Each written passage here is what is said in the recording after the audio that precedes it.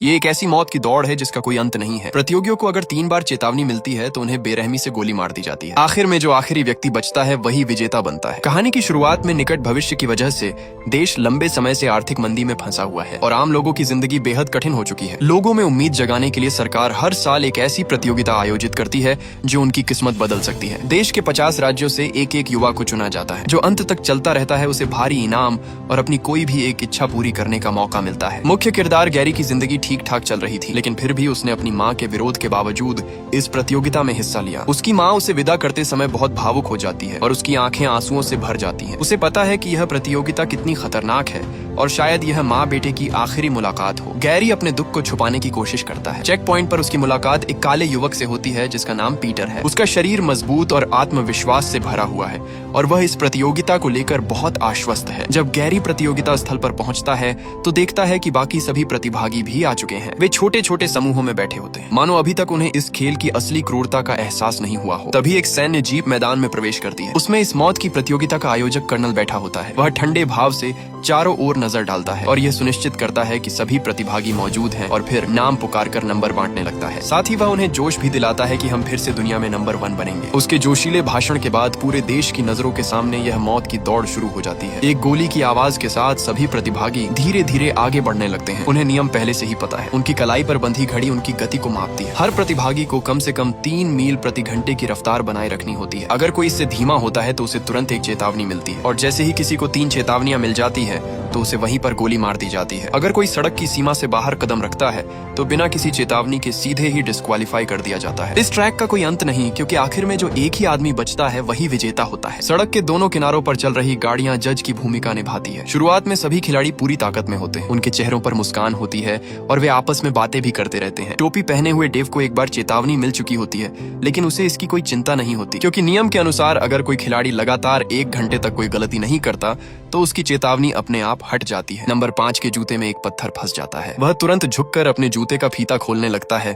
लेकिन तभी ठंडी चेतावनी की आवाज लगातार बजने लगती है। सिर्फ 10 सेकंड तक सही गति न बनाए रखने के कारण उसे लगातार 2 चेतावनियां मिल जाती हैं। इससे यह साफ हो जाता है कि खिलाड़ी एक चेतावनी मिलने के बाद जमीन पर लेटकर आराम नहीं कर सकते। गैरी और पीटर सबसे आगे चल रहे होते हैं। वे आपस में बात करते हैं कि उन्होंने इस प्रतियोगिता में हिस्सा क्यों लिया। ज्यादातर प्रतिभागी गरीब परिवारों से आते हैं और उनकी नजर सिर्फ बड़े इनाम पर होती है, लेकिन गैरी का नजरिया अलग है। उसे लगता है कि कुछ चीजें पैसों से ज्यादा महत्वपूर्ण होती हैं। वह मानता है कि यह प्रतियोगिता बेकार है। भले ही यह अनिवार्य नहीं है, फिर भी लगभग पूरे देश के लड़कों ने इसमें आवेदन किया और उनमें से सिर्फ ये 50 भाग्यशाली चुने गए। सभी लोग बातचीत में व्यस्त होते हैं। तभी पीछे से एक चश्मा पहने लड़का भी उनके पास आ जाता है। उसका सपना है कि वह इस प्रतियोगिता पर एक प्रतिभागी के नजरिए से एक किताब लिखे। तभी आगे हलचल मचती है और पता चलता है कि नंबर 7 खिलाड़ी के पैर में ऐंठन आ गई है। वह अपनी गति बनाए रखने की कोशिश करता है, लेकिन लगातार चेतावनियां मिलती रहती हैं। गैरी ये देखकर तुरंत उसके पास जाता है और उसे हिम्मत देता है। नंबर 7 कुछ मिनट तक दांत भींचकर चलता रहता है, लेकिन दर्द के कारण आखिरकार गिर जाता है। दुर्भाग्य से उसे तीसरी चेतावनी मिल जाती है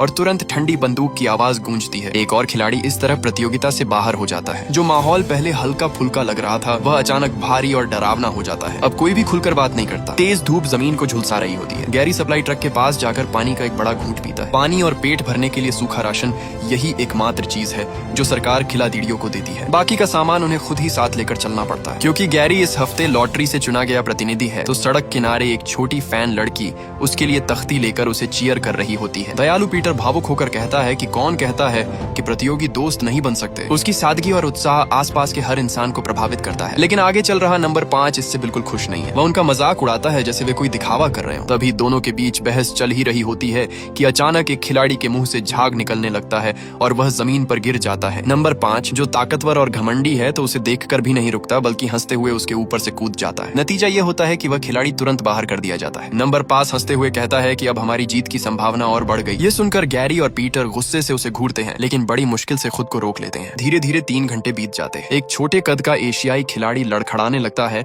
और गिरने ही वाला होता है। तभी गैरी उसे संभाल लेता है। वह सुझाव देता है कि बस न्यूनतम गति बनाए रखना ही काफी है। आखिर यह प्रतियोगिता यह नहीं देखती कि कौन सबसे तेज चलता है। तभी फिर से नंबर 5 झगड़ा शुरू कर देता है। उसे पता चलता है कि नंबर 19 का नाम लैंक है और वह उसकी माँ द्वारा रखे गए इस नाम का मजाक उड़ाने लगता है। नंबर 19 गुस्से में आ जाता है और पलटकर मुक्का मारने की कोशिश करता है, लेकिन इसी दौरान वह फिसलकर बुरी तरह गिर जाता है। गिरावट इतनी जोरदार होती है कि वह खड़ा ही नहीं हो पाता और लगातार 3 चेतावनियां मिलने के बाद उसे भी बाहर कर दिया जाता है। नंबर 5 की इस हरकत से सभी खिलाड़ी बेहद नाराज हो जाते हैं। वह बार बार सफाई देता है कि पहले हमला सामने वाले ने किया था, लेकिन उसकी कोई भी बात अब असर नहीं करती। सभी लोग उससे दूरी बनाकर चलने लगते हैं। कुछ देर बाद हवा में बदबू फैलने लगती है। चश्मा पहने लड़का जल्दी से बाकी लोगों के पास आता है और शक जताता है कि किसी ने खुद पर काबू नहीं रखा। जैसा उसने सोचा था वैसा ही होता है। आगे चल रहा नंबर 45 पेट खराब होने की वजह से परेशान है। सबकी नजरों के बीच वह मजबूरी में बैठ जाता है, लेकिन यह रुकना ही उसकी सबसे बड़ी गलती साबित होती है। तीसरी चेतावनी मिलते ही एक बार फिर ठंडी गोली की आवाज गूंजती है। अब सभी को एक कड़वी सच्चाई समझ आ जाती है